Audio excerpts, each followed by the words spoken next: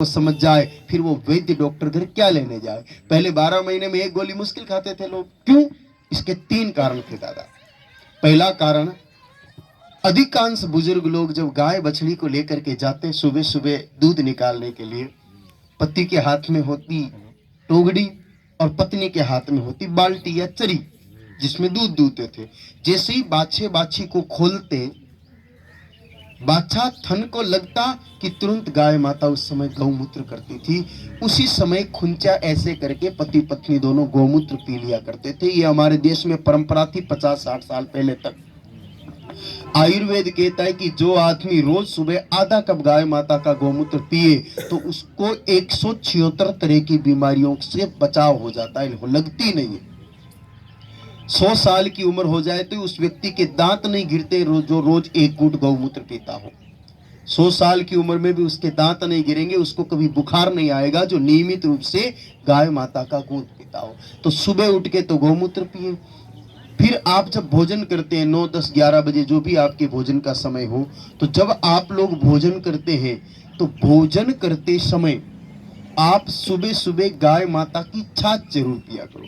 आजकल बुढ़े बुढ़े दादा लोग ही कोका कोला पीने बैठ जाते हैं। गांवों में भी देखता हूँ, दुकानों के किरानों की दुकानों पर थप्पियां लगी हुई है बोतलों की। दादा, गाय माता की छाछ के लिए महाभारत में लिखा है कि तक्रम सकृष दुर्लभम, छाछ देवताओं के राजा इंद्र को भी दुर्लभ है। अगर इंसान पिएगा तो स्वस्थ रहेगा। छाछ क्या करती है? अपना लीवर होता है यकृत, उस लीवर को मजबूत बनाती है, और जिसका लीवर मजबूत रहता है उसके शरीर में खून बराबर रहता है। अब छाछ पीनी छोड़ दी, आजकल लीवर कमजोर हो गए, खून कम हो गया। आज पहले 25-25 किलोमीटर लोग पैदल चल जाते थे, आज 4 कदम चलते कि हाँफना शुरू कर देते, खून की मात्रा पर्याप्त नहीं है शरीर में। तो छाछ पीने से हमारे शरीर में खून बढ़ता है। इसलिए सुबह जब भोजन करो तो छाछ पीनी चाहिए, और रात को सोते समय आधा चम्मच गौ माता का घी 1 गिलास गाय माता के दूध में डाल के ऊंचा नीचा करके पी के सो जाओ। ये 3 नियमों का पालन अगर आप करते हो तो मैं आपको विश्वास दिलाता हूं कि आपको अपनी जिंदगी में कभी अस्पताल का दरवाजा खटखटाने की जरूरत नहीं पड़ेगी। अब तीनों चीजें पीनी है, पी तो 3 चीजें रहे लेकिन बदल के। सुबह उठ करके गौमूत्र की जगह तो 2 कटोरी चाय पीते हैं। सुबह दिन में छाछ पीने की जगह ठंडा coca cola thums up Limca पीते हैं, और रात को दूध पीने की जगह ठेके पर चले जाते हैं आधे लोग, तो वो गंदा गंदा पानी पीते हैं। पी तीनों चीजें रहे लेकिन बदल के रहे हैं। इन तीनों चीजों में अगर सुधार कर दिया जाए तो वापस तकलीफ मिट जाएगी। सज्जनों, जीवन में पग पग पर गौ की जरूरत पड़ती है। शरीर ही स्वस्थ नहीं, गाय माता मन को भी स्वस्थ कर देती है। अगर मन आपका पवित्र रहेगा तो फिर भगवान भी आपके होंगे। ईश्वर को प्राप्त करने का सबसे सरल तरीका बताया है मन का पवित्र रहना। शास्त्रों में लिखा है रामायण में कि निर्मल मन जन सो मोहि पावा। रामचरितमानस में कहा है कि जिसका मन पवित्र है वो ही भगवान को पा सकता है। तो मन को पवित्र रखने का उपाय गाय माता है।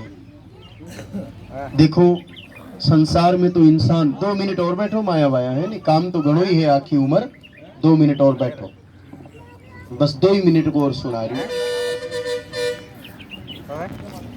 संसार तो जैसे तैसे आप लोग जी लोगे, लेकिन सबसे बड़ी बात यह है कि भगवान ने ये मनुष्य शरीर दिया तो केवल खाने पीने के लिए नहीं दिया। इस मनुष्य शरीर में रह करके व्यक्ति अपनी मुक्ति कर सकता है। आज नहीं तो कल ये दुनिया अपने को छोड़नी पड़ेगी। अमर पट्टा करवा करके इस जगत में कोई आया नहीं है। आए हैं सो जाएंगे, राजा रंक फकीर, एक चढ़ सिंहासन चले एक बंदे जंजीर। जैसे हम लोग मरेंगे, अपने ही परिवार वाले अपने को उठा के ले जाएंगे और शमशान में ले जाके आग लगा देंगे। शरीर तो अपना जल जाएगा, राख हो जाएगा, लेकिन जीवात्मा अजर है, अमर है, अविनाशी है। गीता जी में लिखा है नैनम छिंदन्ति शस्त्राणि नैनम दहति पावकः न चैनम क्लेदयन्त्यापो न शोष्यति मारुतः।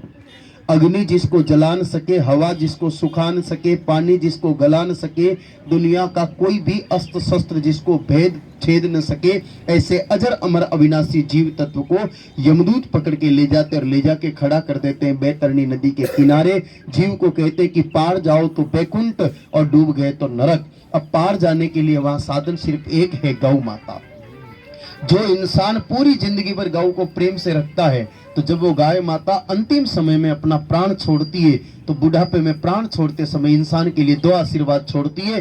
पहला आशीर्वाद कि बेटा बुढ़ापे तक तूने मेरी सेवा की, जा तेरे बच्चे भी बुढ़ापे में तेरी सेवा करेंगे। और दूसरा आशीर्वाद, मृत्यु के पश्चात वैतरणी के किनारे मैं आऊंगी और मेरी पूंछ पकड़ के तुम पार करके वैकुंठ चले जाओगे। अब आजकल कई दादा दादी कहते हैं कि महाराज हमने हमारे माँ बाप की बहुत सेवा की, हमारे बच्चे तो हमारी तरफ देखते ही नहीं। तो आपके माँ बाप ने बुड्ढी गाय और बुड्ढे बैल की भी सेवा की, उन्होंने आशीर्वाद दिया, इसलिए उनकी सेवा तो आपके द्वारा हो गई। लेकिन आपने बुड्ढी गाय माता को या बुड्ढे बैल को घर से निकाल दिया, इसलिए उसने श्राप दिया कि तूने मेरा बुढ़ापा बिगाड़ा है तो तेरा बुढ़ापा कैसे सुधरेगा। इसलिए हम अपनी करनी का फल भोग रहे हैं। लाख करो चतुराई, कर्म का लेख मिटे ना रे भाई, इसी कर्म के कारण से तो बन को गए रघुराई। दशरथ मरण हरण सीता का, बन बन राम फिरे, कर्मोरी करनी टालियोड़ी कोनी टले।